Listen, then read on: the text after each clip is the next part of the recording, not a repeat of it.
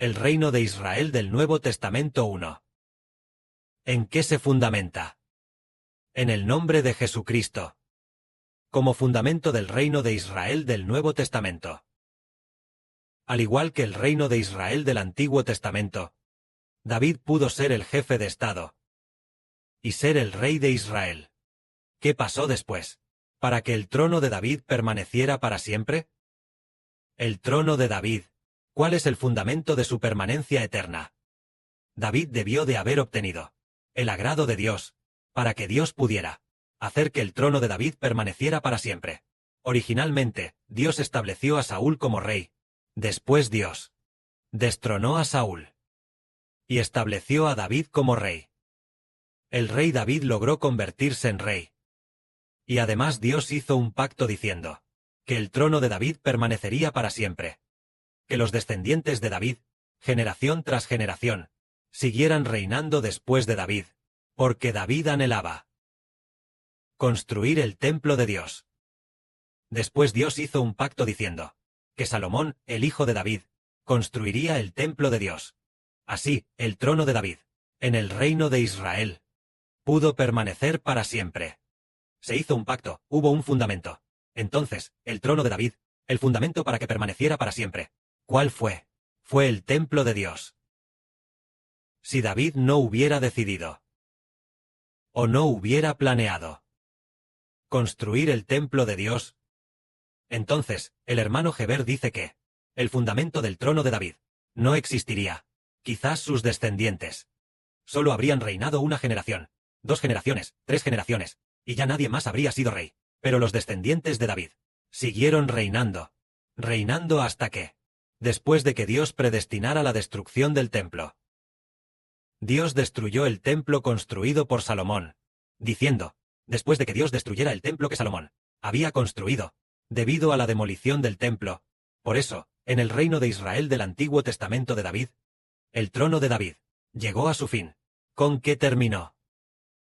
Terminó con la destrucción del templo de Salomón. Se consolidó con la construcción del templo de Salomón. Y terminó con la destrucción del templo de Salomón.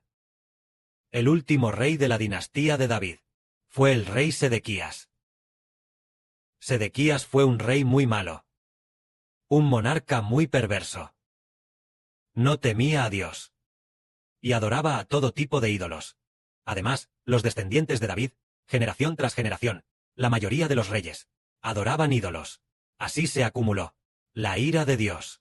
Por lo tanto, aunque los descendientes de David hacían el mal generación tras generación, Dios aún así, por amor a David, y porque el templo aún estaba en Jerusalén, a pesar de que los descendientes de David hacían muchas maldades y adoraban ídolos, debido a que el templo que David decidió construir, el templo construido por Salomón, todavía estaba en Jerusalén. Dios siguió permitiendo que los descendientes de David reinaran, a pesar de que hacían muchas maldades. El trono siguió firme. ¿Hasta cuándo?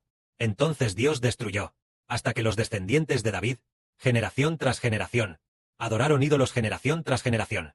Se había acumulado hasta la ira de Dios, alcanzando un extremo. Entonces Dios destruyó a los descendientes de David. El templo construido por Salomón. Después de que el templo fue destruido, el trono de los descendientes de David terminó. El trono de David, el trono de los descendientes de David, establecido en Salomón. El templo construido fue destruido en la época de Sedequías. Cuando el templo de Salomón fue destruido, el trono de David fue destruido, sus descendientes, ya nadie reinó. Hoy el hermano Heber dijo, del reino de Israel del Nuevo Testamento, el oficio del rey reside en el templo. Entonces ahora, ya hemos entendido que el templo no es un templo hecho por hombres. El templo se convierte en el nombre de Jesucristo. Entonces ahora, el hermano Heber ha construido el templo con los hermanos y hermanas. Entonces el Padre ya ha predestinado que nuestro trono sea establecido. ¿Cómo puede ser aún más estable? Es el nombre del Señor Jesucristo, que debe ser entre los hijos del reino de Israel exaltado. Hermanos y hermanas, miren, nosotros, por causa del nombre del Señor Jesucristo. Por causa de su nombre. Podemos resucitar de entre los muertos. Y tener vida eterna. Hermanos y hermanas, ¿entienden? Esto es que creemos en Jesús, para finalmente convertirse en creer en el nombre de Jesucristo. Porque los apóstoles escribieron así en la Biblia. La Biblia escrita por los apóstoles. Por ejemplo, el Señor Jesucristo, el apóstol Juan, a quien más amaba. El Evangelio de Juan que escribió. Es el testimonio de Juan. Cuando llega al capítulo 20, Juan dice así. Estas cosas se han escrito para que creáis que Jesús es el Cristo, el Hijo de Dios. Y para que, creyendo que Él es el Cristo, el Hijo de Dios, tengáis vida por la fe en el nombre de Jesucristo. Y así obtener la vida eterna. Ya creemos que Jesús es Dios. Y que es el Hijo de Dios. Entonces ya has creído. No hay ninguna duda. Entonces podemos, en nuestra boca, por la fe en el nombre de Jesús. Al declarar con la boca, el nombre de Jesús. Y así obtener la vida eterna. Es por el nombre de Jesús que podemos ser establecidos hasta poder resucitar de entre los muertos. Es el nombre de Jesús, que es el fundamento del reino de Israel. El nombre de Jesucristo es el fundamento del Israel espiritual. Entonces, ¿cuán estable es nuestro reino? ¿Cuán estable es el Israel espiritual? Es el nombre de Jesucristo. ¿Cuán firme está en nuestra boca? El hermano Heber dijo una vez, un hermoso testimonio. Lo ha dicho muchas veces. El hermano Heber lo dice de nuevo. Los hermanos y hermanas tal vez recuerden que el hermano Heber recibió el nombre del Señor Jesucristo que da vida. ¿Por qué razón fue? Un día, el hermano Heber cerró los ojos, y entonces una voz, desde el interior del hermano Heber, salió de su boca. Era la propia voz del hermano Heber. Pero no provenía del espíritu del hermano Heber, diciendo así: Yo soy el Señor Jesús que da la vida. El hermano Heber llegó a obtener, llamado el Señor Jesús que da la vida. Fue porque el hermano Heber, hacia el nombre del Señor Jesucristo, lo defendió con gran anhelo, se esforzó al máximo por defender el nombre del Señor Jesús. Al final, el hermano Heber obtuvo al Señor Jesús que da la vida. Así que un año después, cuando el hermano Heber predicaba la verdad, ¿cuál fue el resultado? El hermano Heber se convirtió en sumo sacerdote. El sumo sacerdote debería ser el Señor Jesús, pero por el nombre de Jesucristo.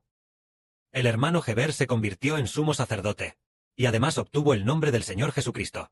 Entonces, el nombre del Señor Jesucristo es el fundamento de la nación de Israel, al igual que el antiguo rey David. Él al principio, hermanos y hermanas ven que David era un rey con gran sabiduría, inteligente. ¿Hasta qué punto era sabio? Poco después de convertirse en rey, decidió construir un tabernáculo para Dios. En ese momento aún no había decidido construir el templo de Dios. Aún no tenía esa intención. Pero él ya en Jerusalén había levantado un tabernáculo, al igual que Moisés, el tabernáculo que levantó el antiguo Moisés, levantando el tabernáculo, poco después de ser rey, levantó el tabernáculo, en Jerusalén. ¿El tabernáculo de quién levantó? Levantó el tabernáculo de Jehová Dios. Así que ordenó al pueblo y a los sacerdotes traer el arca de Dios desde otro lugar, para trasladarla a donde David había construido el tabernáculo. Pero David, debido a que durante el traslado, no sabía que los sacerdotes debían cargar el arca, sino que usó bueyes para transportar el arca. Entonces los bueyes tropezaron. Dios hirió de muerte a un hombre, llamado Uza. Por eso David no se atrevió a seguir trasladando el arca. Pero pasados 3 meses, David oyó que el arca estaba en la casa de alguien. En la casa de un hombre llamado Obed-edom. El arca estuvo en casa de Obed-edom 3 meses, y Dios bendijo a Obed-edom. Entonces David comprendió que para trasladar el arca, no se debían usar carretas tiradas por bueyes, sino que debía ser cargada sobre los hombros de los sacerdotes, o sobre los hombros de los levitas. Así que David envió a los sacerdotes y levitas a cargar el arca de Dios sobre sus hombros. Entonces, trasladaron el arca dentro del tabernáculo de Dios. cuando el arca fue trasladada, dentro de la tienda que David había construido. Desde entonces, el trono de David se consolidó. Pero al poco tiempo de ser rey, siguió reinando, tal vez después de seguir reinando, por unos años, un día David decidió.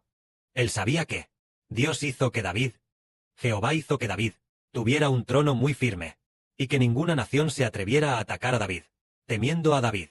Él comprendió que era por causa de Jehová.